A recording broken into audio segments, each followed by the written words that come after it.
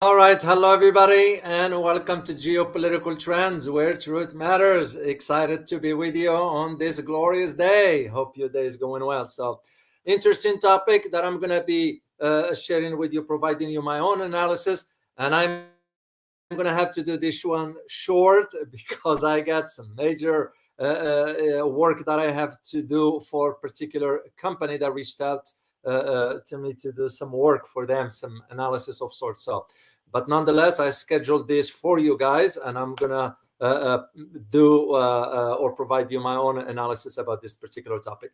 This one has to do with the conversation that is going. Remember, no decision has been made yet, except that the US already gave the green light to Ukraine to use long-range missiles to target inside Russia. Bad news. So I'm going to share with you my own analysis given my familiarity with this particular topic, because I did write a book about Russia, which speaking, let me show you. Yeah, which speaking of the book, by the way, I did upload the electronic version of it for those who might be interested in purchasing a copy. So I will highly recommend you go get a copy of this particular book. Here is the link for if you are interested. I already saw some of you guys already purchased a copy of it. So here is the link where you can get a copy of the book there if you are interested in that. So, all right, let me say hi quickly to the community briefly here, and just okay, Yudanji Depti. I'm sorry if I mispronounce it. I'm going to show your name here. Here we go. Good to see you, and happy to have you here in our channel. Hank, as always, Inspector. That's an interesting screen name. YT, Willie Holman, Peng Yu, Wong KC, Truth Seeker, John Smith, Francis Tango, as always, Taiwan Still, and who else?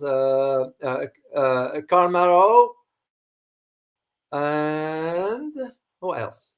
Jesus Aguilar, good to see you. So, all right, guys, let me get into this, because as I said, I am really pressed for time today, one of those days. But anyway, it will work. We'll make it work. So here are the questions that we need to ask. Why is Biden provoking Russia? Now, when I use the word, and by the way, there is a typo there. I can tell when I rush into stuff, that's usually what happened. Hold on, let me fix this one right there. Gotta do it right, man. There we go. Show it. Russia, right there.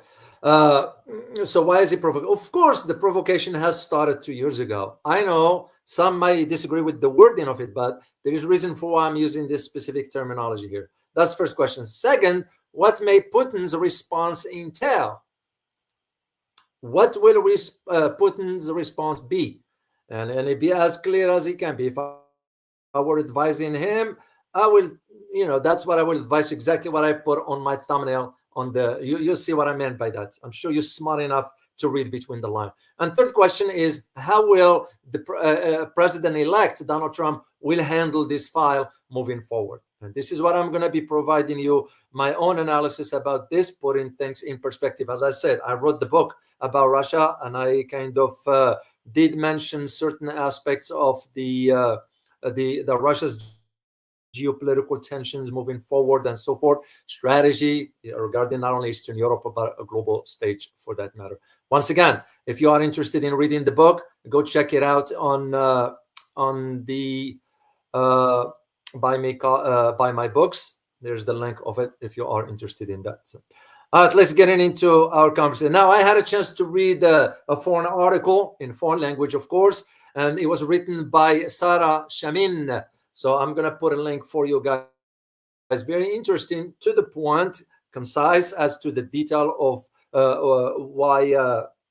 what type of missiles the U.S. will authorize the Ukrainians to use. Of course, the author is not a geopolitical analyst, because that's not her background. But nonetheless, it was the article was well articulated, in my opinion. So and as I said, we're gonna ask the question is, why all of a sudden Biden is giving a green light, for the Ukrainians to use the the U.S. missiles to target inside Russia. So, well, it looks like the lifting of these restrictions so far is only from the U.S. Because remember, the Europeans still, they are meeting as we speak in Brussels to figure it out. All of a sudden, of course, you and I know the Europeans can show, this is where the key is, can show the world, oh, we can take stand, whatever, but you and I know it's a lie. They will be pressured to toe the line, and we're going to get into this one here as I move forward. So the long-range missiles, by the way, this particular decision by Biden, it's not Biden, by the way, just to guys let you know. Biden doesn't know day from night. Let's just be honest and straightforward about it. I have a great respect for elderly and so forth, but it's not Biden, but he's the president. So the buck stops with the president. You bear the responsibility of this decision. The decision was made, doesn't even, I am certain, as one who worked in Washington, understand the dynamics at least of how these eventualities take place inside the White House. The president sometimes might not even be kept in the loop of what's going on. This is exact arguments I made back in 2017. The moment, or 2016, when back then President Trump won the elections, I stated, my word, they entities in Washington, especially when it comes down to the PDB, the Presidential Daily Briefing. That's usually the agency, the CIA usually provide the president. And I said back then, there is somewhere in a record when I argue this, that they're not going to be disclosing everything to him. The same arguments I can be making about Biden, even though you and I know Biden has been fomenting these tensions in Ukraine, for whatever reason. We all know this one here. So, but here's the thing, the timing of it, which comes only about 8 or 9 weeks before he leaves office for good. So it's going to become now questionable as to the timing of it and why. Why provoke Russians even further? If we are thinking that the Russians going to be, so far they have been, the Russian President Vladimir Putin has been holding back. It's not that he is scared, or it's not, no. You don't think like that. You're thinking about the consequences, dealing with, in this case, pushing forward with this kind of decision is going to turn now the calculations for everyone, And I won't be surprised that the Russian president didn't say much. What the Kremlin spokesperson, Dmitry Peskov, argued that, which is common sense, which means now that since the White House issued this or gave the green light, that means Washington is involved. That means NATO is involved into the conflict, which you and I know NATO has been involved because there were some special ops operating on Ukrainian soil. They are foreign fighters in Ukraine. Part of NATO, that is. That's what I meant by foreign fighters. So, and all this also comes in conjunction with one another events that is taking place, which is the presence of North Korean soldiers fighting alongside the Russians. So you can see the dynamics that is. However, the sentiments that was expressed by the Kremlin reflects also what the Russian president has said before. That means now the U.S. is part of the conflict, which means they become a legitimate target. And we all know Russia and the U.S. fighting, we all know what it means. Let's not pretend otherwise. So, what's interesting that I found so far that the president-elect Trump didn't comment at all. So far, I didn't see anything. So, and that's what will be interesting to see how the establishments in Washington pushing this in this direction versus what the Europeans is going to be doing. So now let me first share a picture with you about this particular type of missiles. And again, I'm not getting into the technicalities of this. It's not my area, first of all, and second, I don't focus much on that stuff. I deal with geopolitics. That's what I deal with. So the missile that is supplied by now the U.S. to Ukraine are called the ATACMS, which is the Army Tactical Missile System. So those ones have usually a range of about given 280 to 320 kilometers. It's about 195 miles. And were first deployed, by the way, this is not new. Those are deployed. The first time they were deployed back in 1980s. That's how far back they go. So ATACMS, that's what it is. So the ATACMS, which built by U.S. manufacturer Lockheed Martin, sort of can be launched using the HIMARS launchers. And this is where it's going to be very, very problematic, pardon me, because hitting inside Russia of about 300 kilometers, that will be very, very problematic. And I am certain that the Russians will not tolerate this, and neither they should. You don't tolerate this, you know. And again, I'm not advocating for I know how destructive conflicts are. Look no further than what's taking place in Gaza right now. Look no further than what's taking place in Ukraine itself, you know. But at the same time, I believe Russia has been restrained to a degree, you know. And to me, if this will, and again, any advisor will be sort of, you need to end this for good, once for all. And you and I know what I mean, right?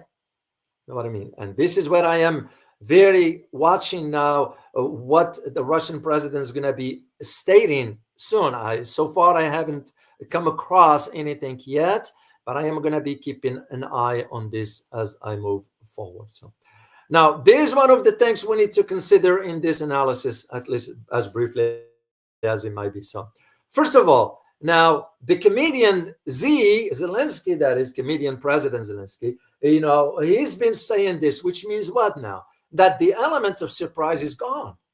You know, usually with something like this, you want to have the element of surprise. That surprise is gone now. There is nothing for that. So, and the other aspects of it, which I believe should Zelensky in this case go ahead and launch that one, Russia will have no other option but to retaliate massively.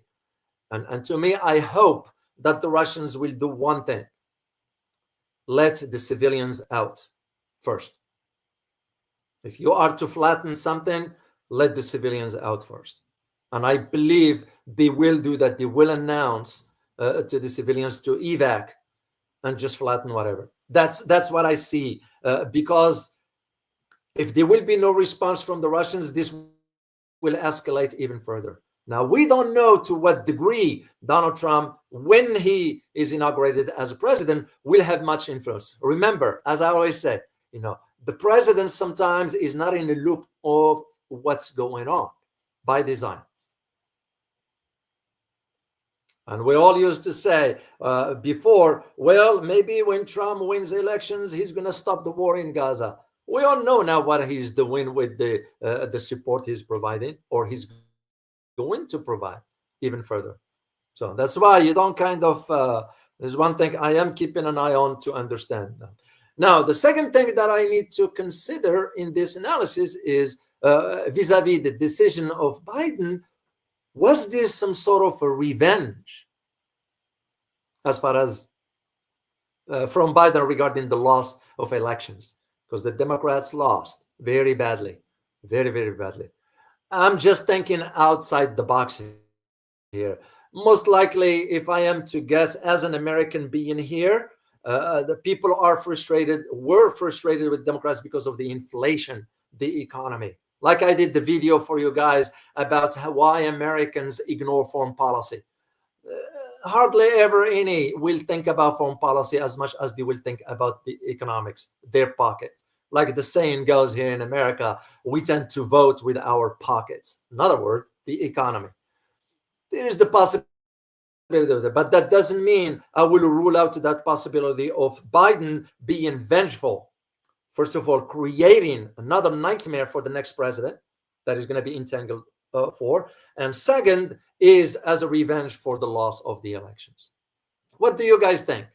Will my assessment, in your opinion, be spot on? Just please share yes or no in the chat box. In your opinion, do you think that this particular decision was a revenge. So, oh, Francis Tango, thank you very much for your super sticker. What will happen now, World War III? Ukraine already have, yeah, it's going to be very, very, very, very delicate the next few days, if I may use the term. So we shall see. Once again, thank you for your super sticker, Francis Tango. Let me see your answer, guys. Just yes or no. And once again, the question is, do you think, in your opinion, Biden's giving green light was a post-election here in the US revenge? So, yes or no? Let me see what you put. A truth seeker, you say yes. Marcian Dorcier, you say yes. Caracolak, you say yes. Jesus Aguilar, you say yes. Locio Delgado, yeah. Pang Yu, yeah. I happen to lean to that answer as well. Say yeah. Hassan Yilmaz, yes. Joseph Roy, you say no. Yeah, that's respect your opinion, of course. Jay Vito, yes. So but for me personally, just to follow up with this, I will have to say yes, because that's part of that big picture. Because remember, if I am to reverse the roles, go back to 2016 when Donald Trump won the elections, moved forward 1 year. What was the next thing he did? He yanked the U.S. out of the GCPOA with Iran to make it very, very challenging for the next administration. I'll say the same here. The other third point that I need to highlight to you in this has to do with Europe. Now, because you can't ignore what's going on right now with Europe. And I'll start with NATO first. This is a picture of Mark Rutte. He's the NATO secretary, another bonehead, if I may use the term. And don't mean disrespect to him as a human being, but as an individual in possession of power like that, he's just another idiot, incompetent. And the reason he is there because he had to be submissive to the U.S. request regarding the ASML that makes the microchip equipment. Remember, the Dutch put a blockade or a ban on the sale of those kind of equipments to China. So in return for his possession from NATO. That's how it works, by the way, guys. That's why he's very submissive to the US. He's the one so far pushing against what the Europeans want. The Europeans are saying, no, we don't need to engage with it. Yes, we want to support Ukraine, but not to this level. This idiot here, Mark Rohr, he's saying, and by the way, this picture, I give a credit to Man and Cruz. And this picture was taken back in November, if I'm not mistaken, when he visited the Élysée, the presidential palace in Paris, when he met with Emmanuel Macron. And that's where he stated, we're going to support Ukraine and all that stuff. Those are the same narrative the US is putting, but the guy is not even qualified for the position to begin with. He got it because he did our bidding by banning the sale of the ASML equipments for microchip to China. So, but if you are to think about European, as I said at the time, I have a link which I'm going to share with you later on about whether the Europeans really are ready to resume the burden of Ukraine support from the US. Well, this is what the Polish, believe it or not, foreign minister is saying. So, and I have a picture of those. Let me share the picture with you here on the screen. Yeah, they just, I just can't, I don't get it. I don't get it with these Europeans. So, here's the picture here, full screen. So what you're looking at right there, this is from left, this first guy here from France. This is France's Minister for European and Foreign Affairs, Jean-Noël Barrot. The second one right here, second from your left, is the Italian Foreign Minister, Antonio Tajani. The third, and he's the one who stated this is the Poland Foreign Minister, Radosław Sikorski. and you know this one, Foreign Minister of Germany, Annalena Baerbock, and Estonia, which, by the way, has been supporting Ukraine, giving them some few millions of dollars. But what that's going to do is just go into the pocket of Zelensky anyway.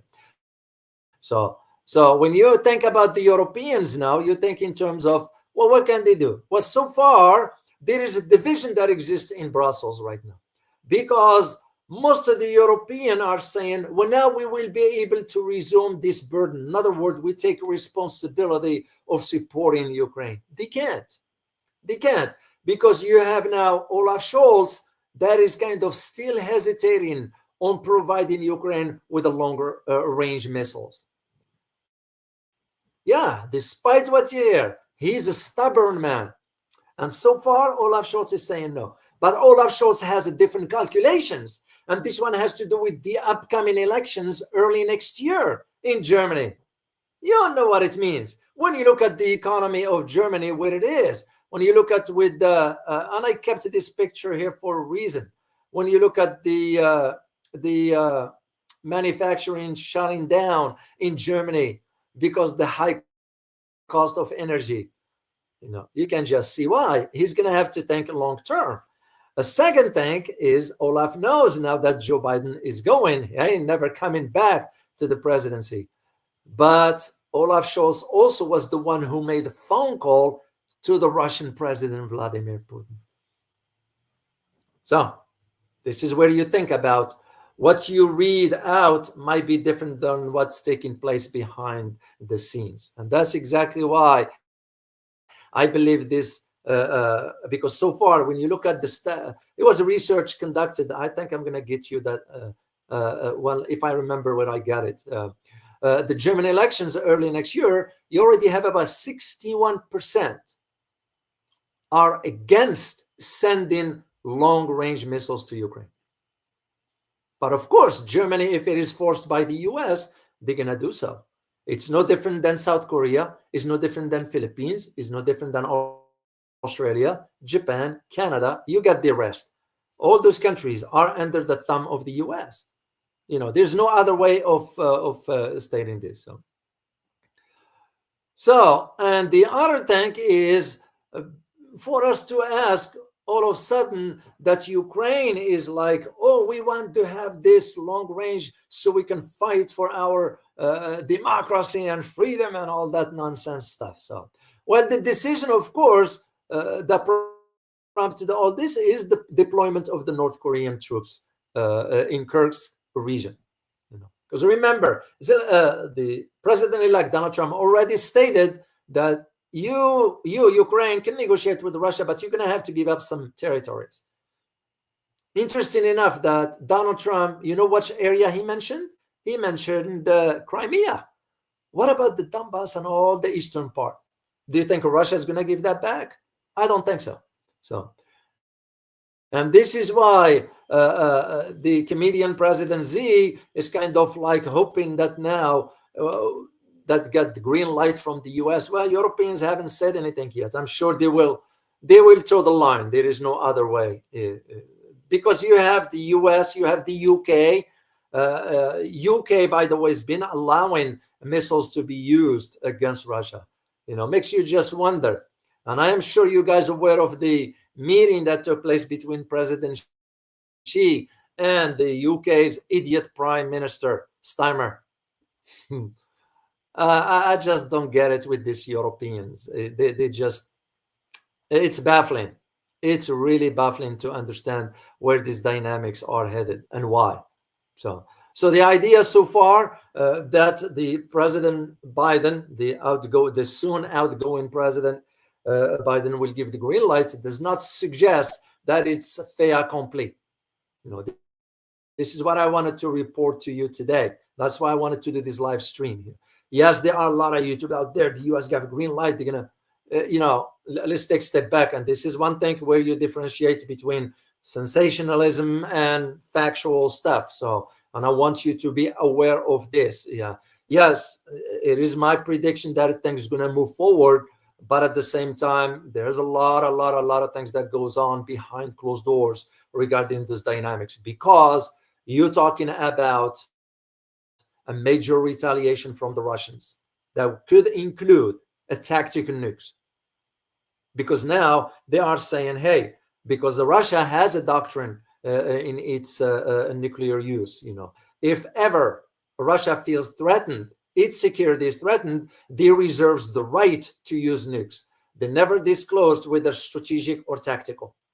At least when I did the research and wrote the book, that's what I found. But it is in their doctrine. In other words, they will deploy. And so far, if you've been keeping attention to what's going on, the Russian President Vladimir Putin already a few months ago initiated some drills for tactical nukes. That's for a reason to why they were doing that one. So, and this is where I'm seeing now whether we're gonna be stating that the transatlantic relations, there is a cracks in the transatlantic relations, because now you got President-elect Trump who's coming up, who is against the support for NATO and all the funding we are sending to Ukraine, and rightly so. Do I agree with Trump? No, the guy is not qualified for. Let me just state this for the record. I have nothing against Trump, but he is not qualified to understand the geopolitical dynamics. But he is right on certain points. You give credit where credit is due. Why are we sending our tax dollars to Ukraine? Why are we sending our tax dollars to Israel? Why are we sending our tax dollars to Jordan, to other Egypt, and so forth? Not just one country or two. Let me just be clear about this one. If you only know the financial aid that we are providing through State Department to other countries, has nothing to do with the welfare of those countries. So. But it's obvious for what Biden's been doing regarding Ukraine, and even to his last month or so, already declaring the allocation of $6 billion that's going to Ukraine before Donald Trump inaugurates the office. Why? Shame on you, Biden, for doing this, because that's U.S. tax dollars. You can't be doing that. You have no right to just waste that money that doesn't belong to you. But on the other hand, you all know how our system is corrupted to its core. No matter what, till the system is changed from within. We're not talking about politicians here. We're talking about the structure of the system itself. And most Americans do not understand this dynamics. Till I understand this, and this is why I don't see sort of a change here, but that's how it is. So for now, suffice it to say, this is where the challenge is going to be now the next few days. And I'm going to keep an eye open on this one to see what the Russian president's decision is going to be, and whether the moment the Ukrainians launched that missile, depending again where and how and what targets and so forth, it will be interesting to see what the Russians' reaction is going to be. So, and this is why, guys, I can't stress enough for you, if you want to really have a grasp on understanding where this is all headed and so forth, try read my book here about Russia that I just uploaded for you guys if you're interested. All right, guys, that's all I have to share with you. I am gonna have to see if there is any super sticker question. And once again, Francis Tango, thank you very much. What will happen now? World War III, Ukraine already have, World War III. If we are to think about it in the context that you and I understand, what happened back then, World War I, World War II, we are already there, but not there in a full scale of it. The moment you see the deployment of strategic nuclear weapons, then yes, that's, in my opinion, this is where it's going to be. And that's how I categorize this one here. So, all right, guys, I truly hope, I know it's short, as I mentioned, because I have other commitments I need to attend to, but I did promise I will show up here to do this brief analysis for you, just to put things in perspective, because I've seen a lot, some YouTube people talking about, let's take a step back. There are certain procedures that have to occur, and this is why the prime ministers in Brussels are meeting to talk about all this one here. Fred, thank you very much, Fred, for your support, man. Sadly, most people in the world are just blind sheep.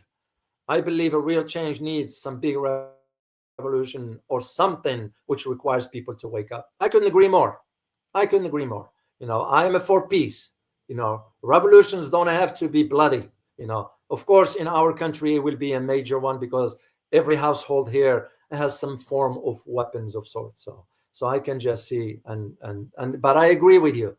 People are like sheep. They need to wake up. But this is what happened when you're intellectually limited, because you allow yourself to be limited. This is what people needs to wake up to. So once again, thank you so much for your super sticker. Army with Harmony, do you think Trump will have said yes, Obama way? Well, most likely to end it. But this is also why why Biden had to do it now, is to leave the mess for the next president. It's because Russians won't worry about whether Trump or whomever. Russians not gonna be bluffing about this one. You hit inside the Russian territory, the optics of it is very bad. We're not talking even the damage or destructions and so forth. The optics. Here is this super nuclear power that's being attacked inside its own territory. You can just see the optics of it. So, and I don't think so the Russians will let this go. And that's what I'm saying. Sometimes you have to do the hard choices. It's not easy, but I hope the civilians will be warned before so they can have an opportunity to get out. You can always rebuild. This is where I see the difference for that one. So, and by the way, I need to quickly here, while I have you guys here before I leave, I need to say thank you to a new member of the Buy Me Coffee. So I became a member. Unfortunately, there is no name there. It just says someone. So also Ray, come 1, 2, 3. I want to say thank you for your continued support. You all remember Ray? I met him in China. So an avid supporter of the channel. Thank you very much, Ray, for your support. So, okay, guys, I hope you have a good rest of the evening or afternoon, whatever part of the world you're in, and I look forward to seeing you next time. As always, remember, geopolitics impacts your daily life in more ways than one. Till next time, guys. Bye-bye.